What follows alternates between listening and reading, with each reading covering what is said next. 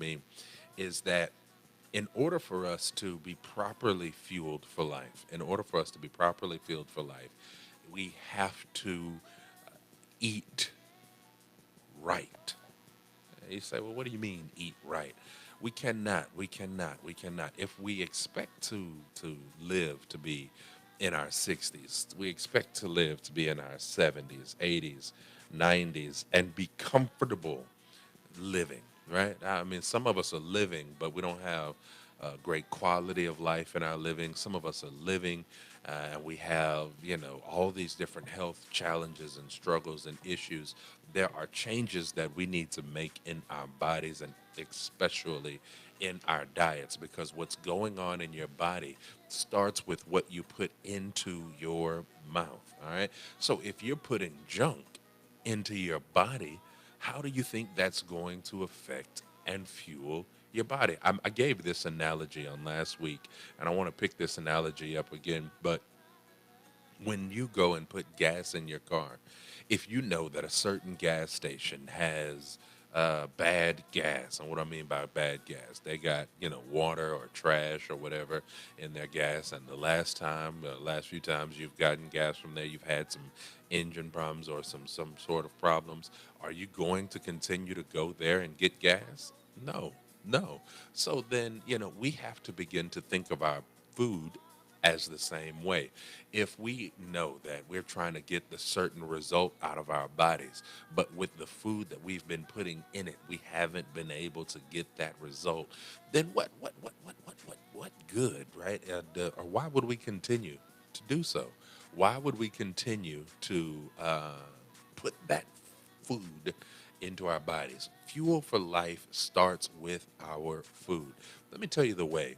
All right, and then I wish I had a dietitian here on today, but I can tell you, just from extensive research, I can tell you just from looking at different things. First, let me tell you what happens with your body or with your food. So you take this food, whatever it is you're eating, right? Let's say, you're eating your a nice salad, right? You're eating what my mom and I call a summer salad. Some of this in it, and I said summer, but it's a summer salad, right? Which means there's some of this in there, some of that, some strawberries, some apples, maybe, some um, tomatoes, some cucumbers. So it's got all the fixings, all that stuff. And maybe you just decide, oh, I want a little avocado in it, or I want, what I mean. Like you just fix yourself a good summer salad. Just I want some of this in it, some of that, some olives, whatever. All right. So you're eating this salad. All right. Now, these are whole ingredients. Let me just say that, right? And what I mean by whole ingredients are is that these are ingredients that have not been processed, right? They're not processed, so they're in their natural state, right?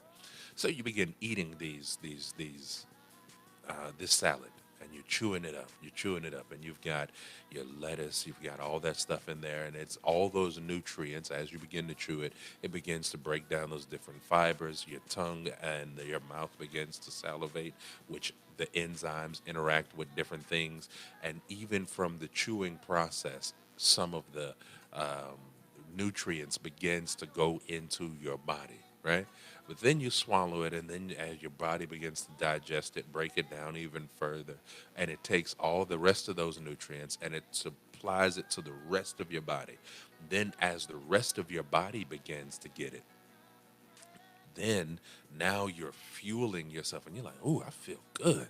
Oh, I feel good today. I think I can, do this, or I want to do that, or I want, and that's how, right, your food begins to work. Now imagine you take something that has little to no nutritional value. You do like I used to do, right? You get you some Star Crunches, right? Y'all know what those are. You get you a oatmeal cream pie. Uh-huh. Uh-huh. I'm talking somebody's language now. You get you the bite-sized bags of little Snickers, the little uh, Butterfingers. I'm talking about my candy now. I don't necessarily get into the Snickers all the time, but you get the Butterfingers, you get the Baby Ruths, you get the Reese's. I got some of that at the house already that I hadn't been able to touch for weeks because I'm trying to change up my diet a little bit. Now I do things a little bit differently, and so you've got all these things. You start just going to town on it. Eating all that. I'm gonna call it what it is. All that junk, right? All that, let's just be honest, trash, right? So as you're eating these things, then what begins to happen, right? What begins to happen is your body begins to see, well, what nutrition can we take from this? Oh, there's not really much here. So then your body says, all right, well, I'll take what's here, right? I'll take what's here. And as I take what's here, then I mean, if there's anything here, then I'll throw away the rest. And you've got empty calories there now. I mean, you've got the sugar, and your body's going to take that sugar, and it's going to give you a good little sugar rush. It's got the fat. It'll pull from the fat, and it disperses that across what this good old midsection. Now you got that tire, right? That flat tire, as a matter of fact. And some of ours ain't so flat. It's a good full tire. I'm to be honest. Mine was like that for a little while. So all these things begin to happen as we, um, get into our diets, and as we don't eat properly, right? All these things then begin to happen, begin to take place. And then, like I said, your body tries to pull whatever it can from it. If it can pull nutrients from it, it will. If it can pull, the junk from it, and I say the junk, our bodies need sugar. So it'll take the sugar, but too much sugar, then you build up a resistance. Then once you get that resistance, now they tell you got diabetes, right? And then they tell you, because what happens is you've got an excess in there. Your body can't process it all. You can't handle it all. Your blood sugar done got too high, right? And now you got to take insulin so that it can go in and tell your body, hey, process some of the sugar, process this, So we have these issues that arise within our bodies, simply because we have not been eating properly, right? I mean, listen, you'd be amazed at our recommended servings, right? If you go to, and I had this pulled up earlier, and after Pastor Creflo Dollar, I ended up closing it out, right? But our recommended daily dose, right? Our um, daily food intake, right? If we look at that, if we look at what our daily food intake ought to be, then what we'll begin to see is that if we were to get the necessary amounts as men, I'm talking to men in particular, but this applies rather, to all people. All right, if we could, um, uh, get the right amount of all the intake that we're supposed to get, the right amount of fruits and vegetables. And here's the amazing thing: you can really get a lot of all the stuff you need for your body in simple little ways. You'd be amazed at what a smoothie, a real fruit. I'm not talking about, like, you go to McDonald's and you just get, a little smoothie. I mean, like a real fruit smoothie. All right, like maybe you go to Smoothie King where they use whole ingredients. Remember, that's a word I used earlier that I'm going to continue to kind of harp on. You use whole ingredients. You stay away from some of the processed stuff. And it's okay if you tell them to add some honey to it to sweeten it, or if you tell them to use the sweetened strawberries. That's fine. I mean, it's sugar, but it's okay. It's healthier, right? And you get these different things. You'd be surprised at what at least a smoothie a day, right? A 32-ounce smoothie a day can do for your body. All right, you start off with just that. Right now I'm doing about 2, 3 smoothies a day because I'm trying to make sure I get all my recommended, um, you know, doses in. I'm trying to make sure. Oh, I need all my fruits and vegetables, right? Or my fruits in. Let me boom, get all my fruits in. Because one of the things I realized is that, yeah, I eat breakfast, every morning. And I would do my grits, I do my possibly some eggs, but I would have my sausage every morning. And while that stuff is good and it was great to the body, what was it doing to help give me all my necessary fruits and vegetables, right? And then I would not only do that, but then I would turn around and, for lunch I would eat, maybe some fast food, go by Popeyes, churches, or go to the house and eat some leftovers, whatever the case may be. And while we might would have had some string beans or something of that nature, I wasn't getting my recommended fruits for the day. And so I want to encourage us. One of the things that we have to begin to do is make sure that we are getting our recommended servings, our food servings. So you can look this up. You can look this up.